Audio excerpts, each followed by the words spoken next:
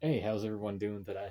So after working on my buddy David's Cato SD40-2 Montana tongue tied Montana Rail Link locomotive. I never seen Montana Rail Link before or heard of it, but man, the colors blew me away, and I wanted one so bad. And I was looking at the used market, and the used market for a Caddo Montana Rail Link was just absolutely crazy. Absolutely crazy. My buddy got a wicked deal on his at a train show. I'm super happy for him because it is a nice locomotive.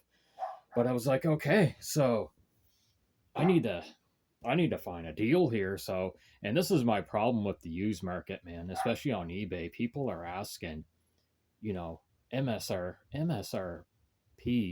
for you know, locomotives from the 90s. Come on. Yes, Cato's gorgeous. I have a couple from the 90s. They're gorgeous, but for me personally, they're not, you know, 350 plus Canadian dollars. Know what I'm saying? I'm not willing to pay that for a locomotive from the 90s. So I went and checked out Genesis to see if they made something, and Genesis does. You know those old commercials?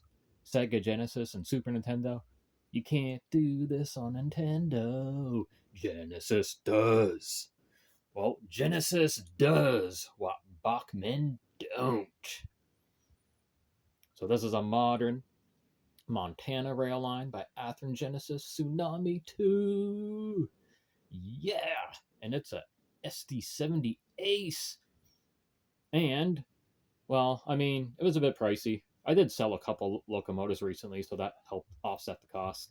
But this is the cheapest.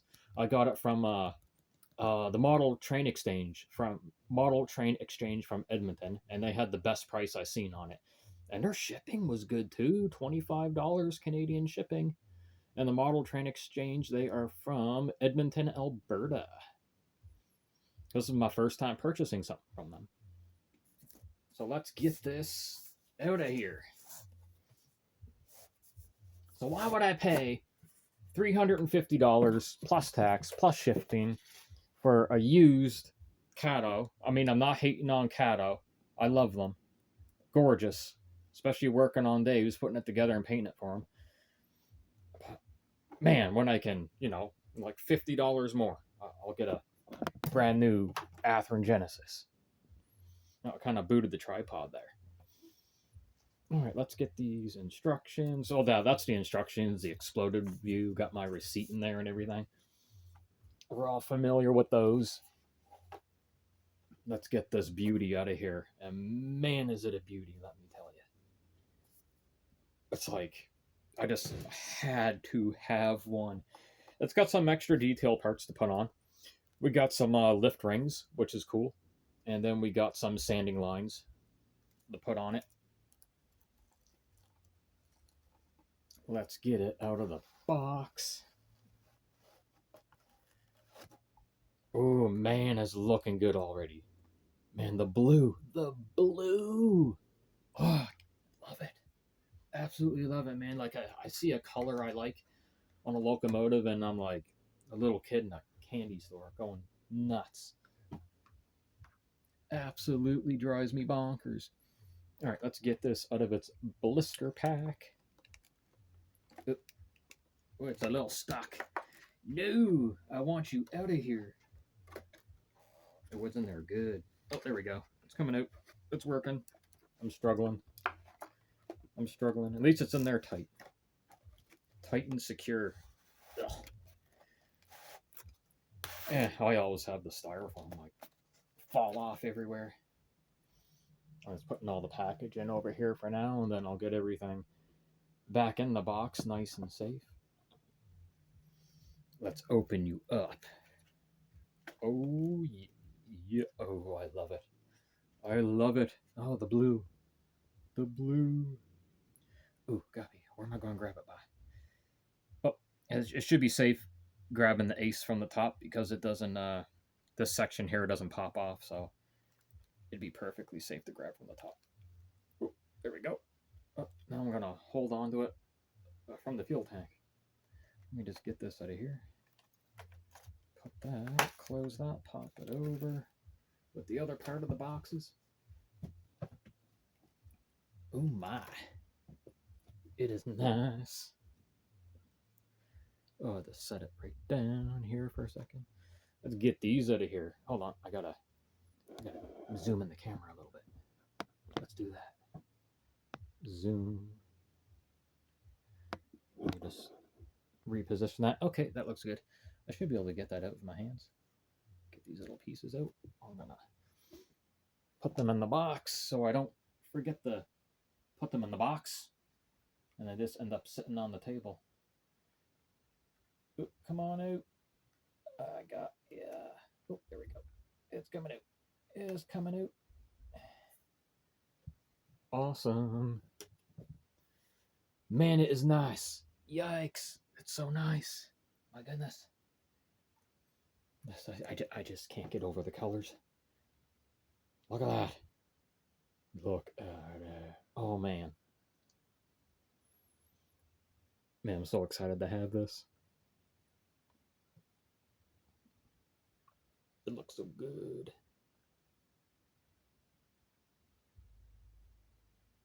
Oh yeah, it's gonna have the on the aces. They do all kinds of separately applied like metal mesh for the venting details.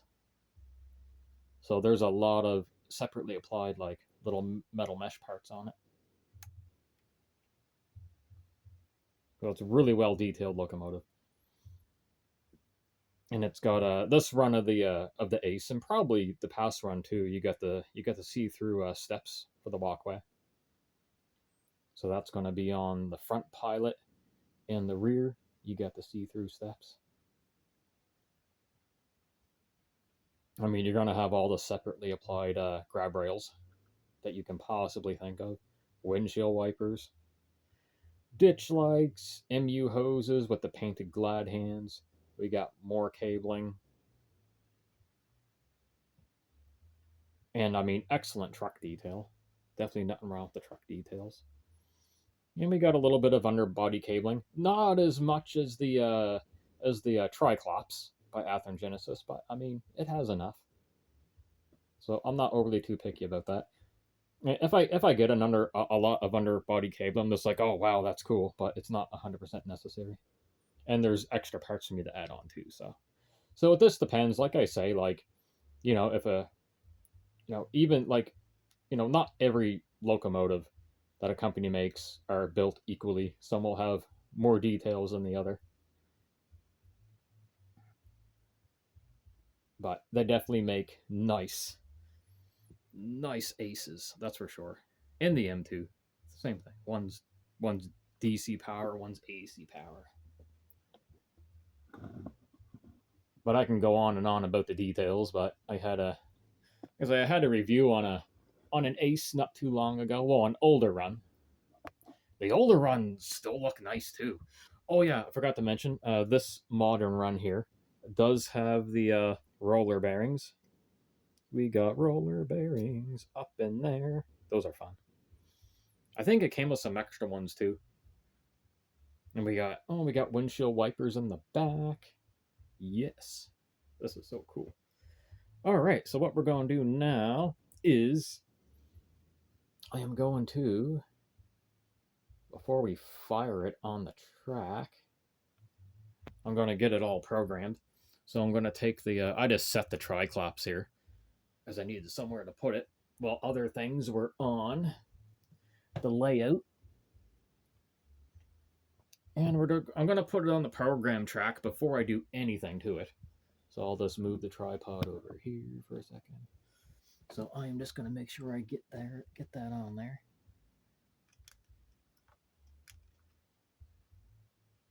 And then we'll start it up, hear some sounds and all that good stuff. And then I'll let it go through the break-in period, and I definitely want to put it in my live stream that I plan on doing this evening. Okay, I just gotta plug my power pack in. So I'll show you is what I do, what I like to do with this here. We'll just get this over here. Oh, I'm gonna knock my tripod over. Okay, we'll just zoom in here. I don't think I really showed what I do with my DCS52. So the first thing I'm gonna do is gonna hit my menu button. And we're gonna go to quick decoder setup, which is number 1. And then I wanna change the address. So I'm gonna go number 2 for long address. First I'm gonna read it, let it read. And it is gonna read the locomotive. I'll let it do that. It's just telling me that it's set the factory 3 and everything. So the locomotive's number is 4308. So I'm gonna go to data, and then I'm gonna put 4308, and then I'm gonna hit write, and that'll tell me that it's gonna take that road number, which it did. CV task complete. All right, now I'm gonna back out. Okay, now I'm gonna go to my CV. I'm gonna go to my menu again. Now I'm gonna press 2 for CV programmer. And I'm going to hit 2 for direct on program track, because that's where it's sitting, of course. I'm going to hit 2. Now, this is the first thing I'm going to do is I'm going to set my acceleration and deceleration. And normally for a bigger 6-axle locomotive, I'll set the acceleration rate to 65 and the braking to 65.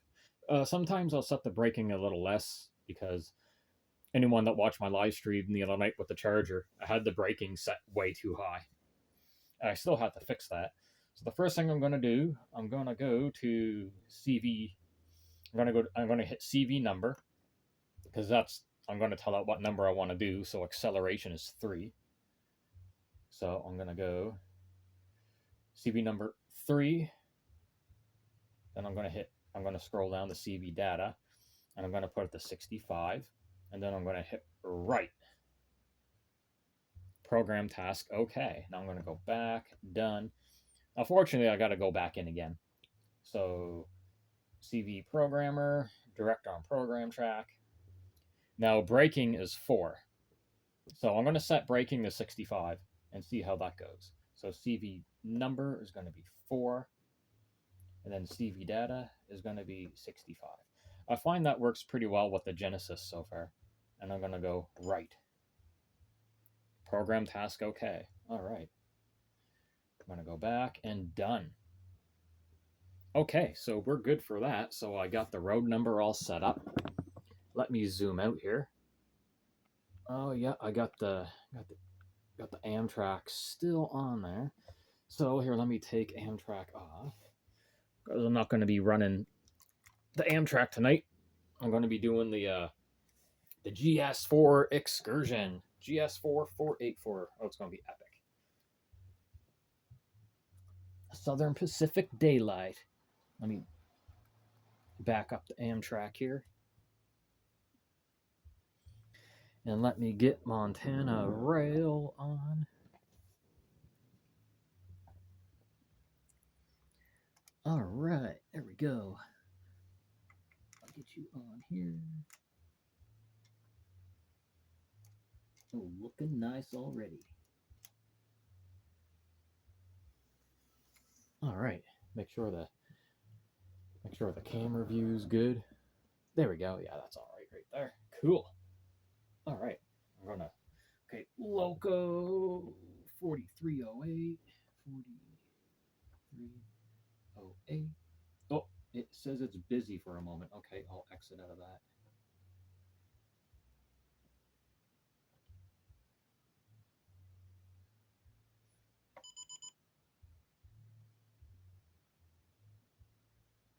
All right, let me just turn it on.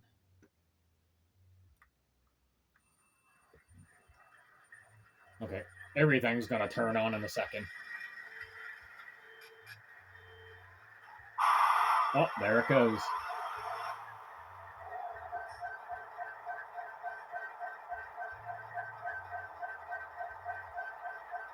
$43.08.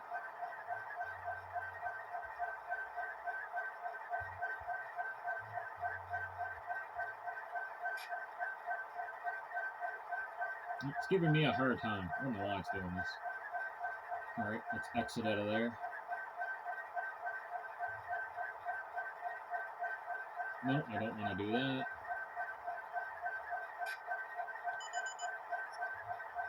Yes, I want to steal an address. 4308.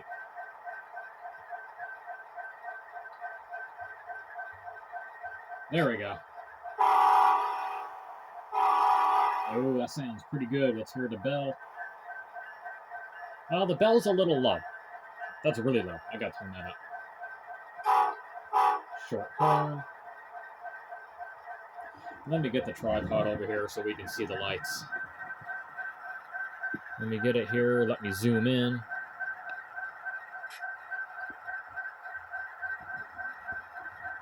All right, let me turn the lights on.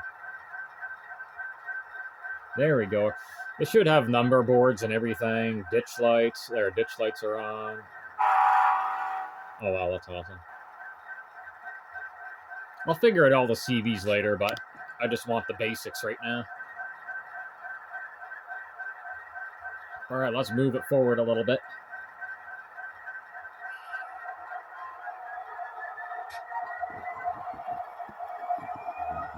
Oh, yeah.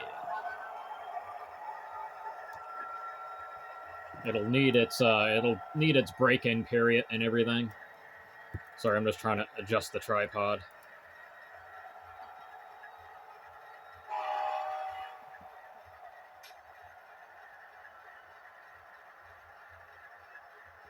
There we go. Let's go backwards. Nice and slow. Oh, moving my drink out of the way.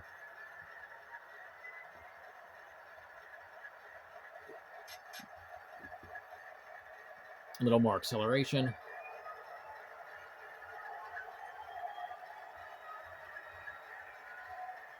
And slow down. Just hit the brake.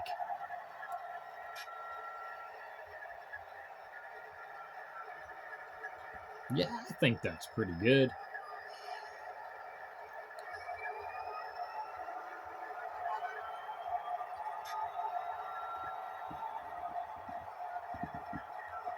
Runs nice and smooth.